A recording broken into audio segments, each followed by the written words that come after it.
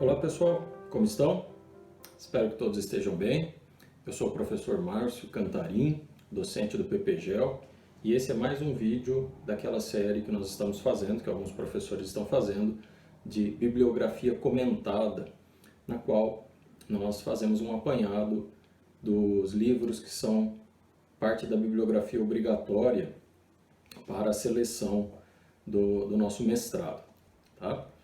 O livro sobre o qual eu vou falar hoje, ele faz parte da bibliografia obrigatória da área de concentração, que é em linguagem e tecnologia. Mas é interessante vocês perceberem que ele tem uma ligação e tem relações muito fortes com pelo menos outros dois livros da linha de pesquisa de estéticas contemporâneas, modernidade e tecnologia, que são os livros do David Harvey e da Linda Hutcheon, que já foram comentados aqui nesta série, o da Linda Hutcheon por mim, o do David Harvey pelo professor Marcelo Fernando de Lima. Bem, o livro de hoje, sobre o qual eu vou fazer um apanhado, é o Culturas Híbridas, Estratégias para Entrar e Sair da Modernidade, cuja primeira edição foi do ano de 1990. O autor do Culturas Híbridas é o antropólogo cultural argentino Néstor Garcia Canclini, que já está radicado no México há mais de 40 anos, desde meados da década de 70, e é considerado um dos maiores investigadores da área de comunicação, de estudos culturais, de sociologia da América Latina. Apesar de já ter mais de 80 anos, é um intelectual ainda na ativa, que continua pensando as relações culturais, as relações sociais, de comunicação, né, de antropologia cultural, de uma forma muito ativa ainda na América Latina, principalmente. O Garcia Canclini recentemente assumiu como titular a cátedra Olavo Setúbal, do Instituto de Estudos Avançados da USP, e durante um ano todo, de setembro de 2020 até agosto de 2021, vai realizar uma série de estudos, de palestras, de conferências e de supervisão de pós-doutorados lá na USP. De modo bastante amplo, o foco do trabalho do Néstor Garcia Canclini é a modernidade, a pós-modernidade. Tá? E a cultura desse período a partir de um ponto de vista latino-americano, tá bem? Ele é argentino, e trabalha muitos anos no México. Né? Nesse livro que nós vamos ver hoje, ele faz uma análise da cultura e do hibridismo cultural, tomando como exemplos principalmente 3 países: Argentina, México e o Brasil. Esse livro é um livro bem longo, ele tem quase 400 páginas e, portanto, o que nós vamos fazer aqui, o que eu pretendo fazer aqui hoje e nos próximos vídeos, nós vamos dividir em mais vídeos esta fala para não ficar tão cansativo para quem está acompanhando. O que eu vou fazer aqui, portanto, é um resumão muito resumido, de capítulo a capítulo desse livro, para que o leitor que se interesse, de repente, possa, e não tenha tempo nesse momento, que está se preparando para a seleção do mestrado, possa ir ao capítulo que lhe chame a atenção pelo assunto. Tá? De qualquer forma, o livro é muito interessante, ele é muito ilustrado, tudo que o Canclini comenta, ele ilustra com fotos, com desenhos de monumentos, das cidades, das relações que as pessoas, os artistas, os artesãos tecem nesse contexto da modernidade na América Latina. Bom, sem mais delongas, o livro é dividido em 7 capítulos e, além disso, um capítulo, uma introdução, que são as entradas, e depois uma espécie de pós-fácil, que é a saída. Por isso, culturas híbridas, estratégias para entrar e para sair. Tá? Então, ao todo, mais ou menos, nós temos 9 capítulos, embora a saída seja um pós-fácil, um capítulo menor. Tá? Então, nessa obra, de modo geral, ele vai falar, vai tecer considerações sobre a relação entre a modernidade sociocultural e a modernização econômica da América Latina. Com destaque, como eu disse, para esses 3 países, para a estrutura sociocultural e econômica de Brasil, Argentina e México. Existe uma questão guia de todo o livro, né, que é muito interessante, que é a seguinte. Né, ele propõe a seguinte pergunta: como que nós podemos entender o encontro do artesanato indígena com os catálogos de arte de vanguarda sobre a mesa da televisão? Como que a gente pode entender o encontro entre artesanato indígena e catálogo de arte de vanguarda em cima da mesa da televisão? Vejam que é uma mistura e que já aí estarão os 3 registros culturais que ele vai desenvolver ao longo do livro todo: o popular, o de massa e o tido como culto. Tá? Vamos observar uma imagem, a imagem que eu encontrei mais parecida, para a gente pensar um pouquinho nessa pergunta inicial que ele nos faz. Tá? E para mostrar como que a cultura da modernidade na América Latina, a modernidade sociocultural e a modernização econômica estão representadas nessa imagem.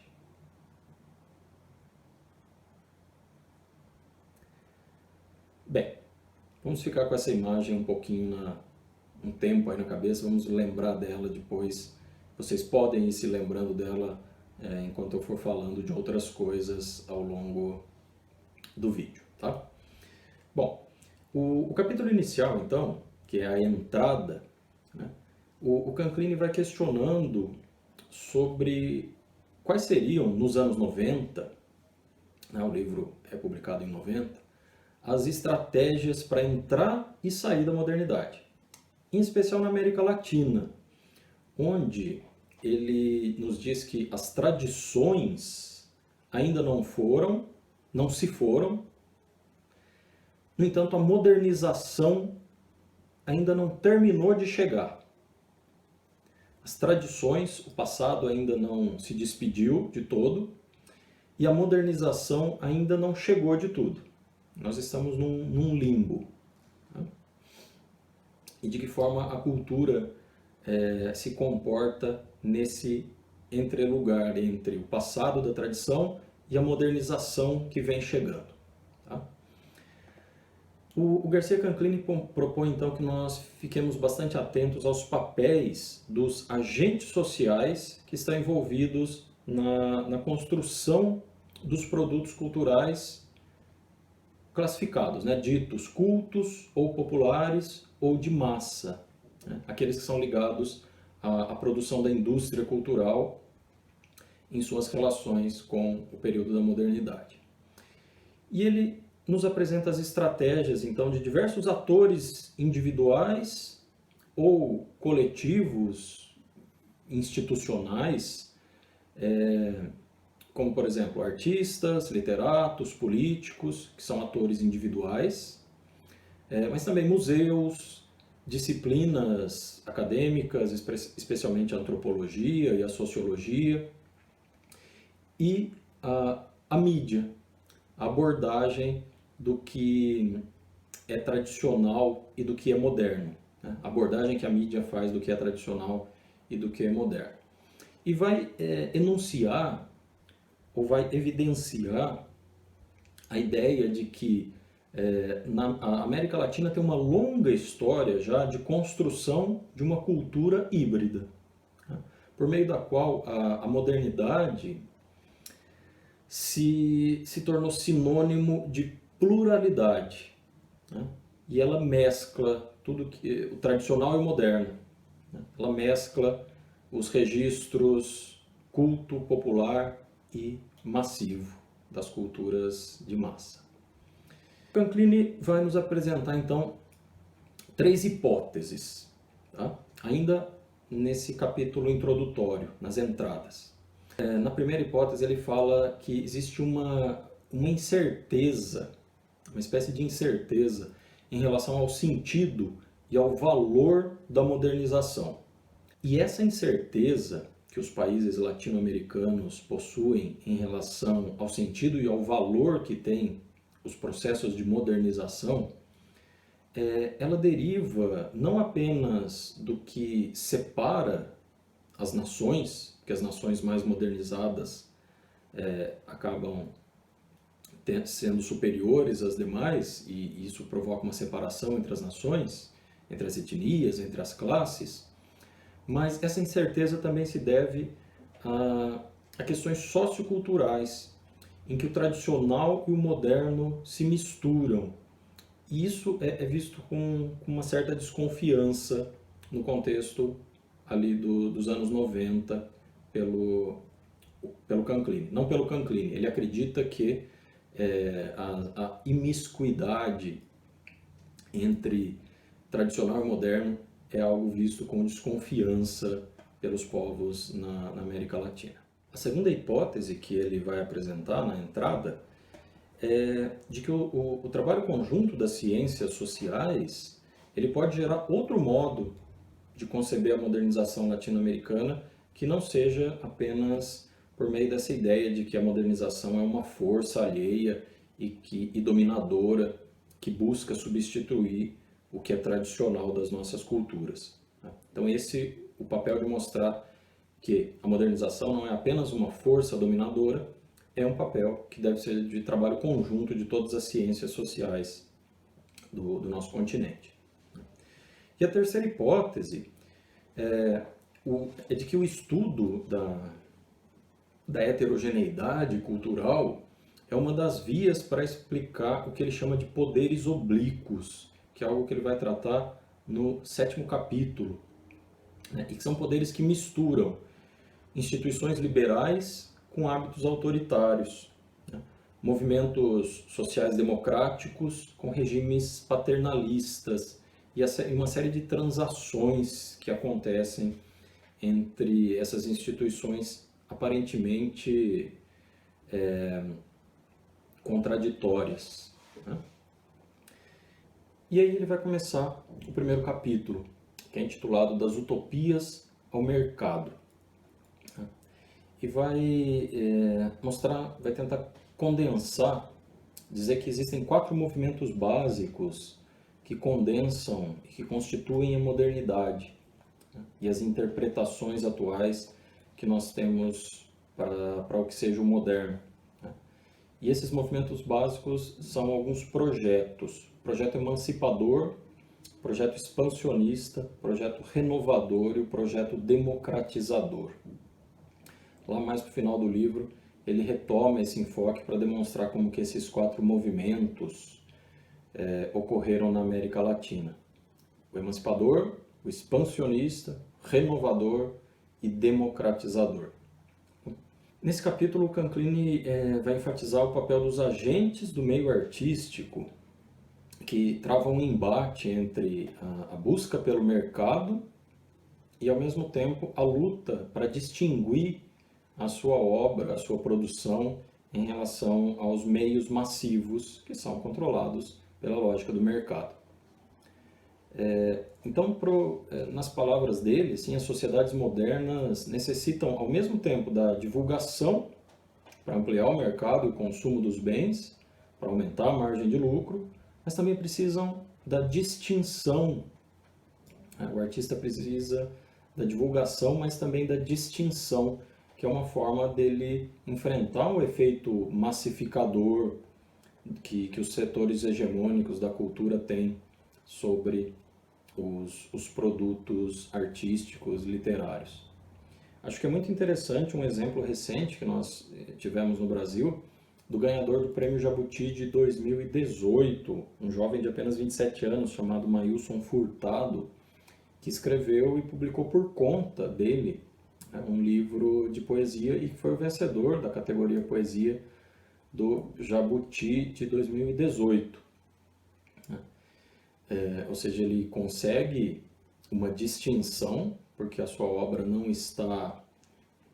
teve penetração pelos meios, inicialmente, ao menos pelos meios de divulgação mais comuns do mercado livreiro no Brasil. No entanto, depois que vence o prêmio, possivelmente essa obra tenha sido cooptada por uma grande editora para que seja publicada e distribuída e divulgada de modo a aumentar a margem de lucro com o selo do maior prêmio literário do país. Por um outro lado, nós tínhamos falado aqui do país especificamente, mas existe um outro movimento, que é o da internacionalização do mercado artístico, que está cada vez mais associada à transnacionalização e à concentração geral do capital. Aí dá para a gente pensar em um outro artista brasileiro, que é o Romero Brito, e que tem uma obra que hoje ele divulga e distribui a partir de um lugar dos Estados Unidos, que é um lugar de concentração do capital. Uma obra de um artista do Nordeste brasileiro, que está num centro de concentração de dinheiro e de arte, e a partir de lá é que produz, distribui, divulga a sua obra. Então é um caráter de internacionalização desse mercado artístico que está associado à concentração do capital.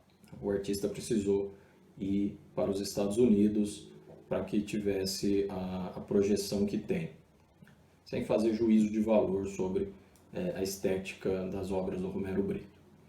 Então, a autonomia dos campos culturais, né, ela não se dissolve nas leis globais do capitalismo, mas a partir da década de 90 ela passa a se subordinar a laços do capital de uma forma inédita, como nunca tinha acontecido antes, pelo menos não com tamanha intensidade. E o Garcia Canclini vai exemplificar isso, né, ao abordar como que o mercado da arte valoriza, né, ao extremo a obra de mestres, a um nível estratosférico, o que inviabiliza a permanência de certas obras e certos produtos em museus. E ao mesmo tempo em que o poder sobre as exposições das galerias de arte se desloca também para grandes galerias dos Estados Unidos, da Alemanha, França e do Japão, principalmente. Então o mercado sobrepuja inclusive a autonomia de elites nacionais que têm dinheiro, mas não conseguem concentrar tamanho capital a ponto de manter uma exposição em um museu de uma obra cujos valores chegam a cifras absurdas. Basta que a gente pense naquela obra A Menina com Balão, do artista inglês Banksy, e que foi vendida por mais de 1 milhão de libras, o que hoje é perto de 7 milhões de reais. Bom, para o Garcia Canclini essa situação é paradoxal, né? Porque no momento histórico em que tanto os artistas quanto os espectadores cultos estavam abandonando a ideia de uma estética de belas artes, né, que em última instância era oriunda ainda da Grécia, ao mesmo tempo que os artistas e os apreciadores estão abandonando essa ideia, né, a indústria cultural acaba reabilitando num sistema paralelo esses valores de publicação e de difusão desse tipo de arte. Um outro paradoxo que ele identifica, e vale lembrar que paradoxo é uma palavra importante para pensar a modernidade, a pós-modernidade, né, é a respeito do discurso da sociologia da cultura moderna, né? De que os campos artísticos e científicos se desenvolvem de modo autônomo na contemporaneidade. E, na verdade, isso não condiz com as práticas artísticas dos últimos 20 anos, né, que apresentam uma inevitável dependência com relação ao mercado e à indústria cultural. No segundo capítulo, que é intitulado Contradições Latino-Americanas, Modernismo sem Modernização, ele vai trabalhar com essa ideia do descompasso entre a precária modernização socioeconômica e o modernismo literário e artístico. Tá?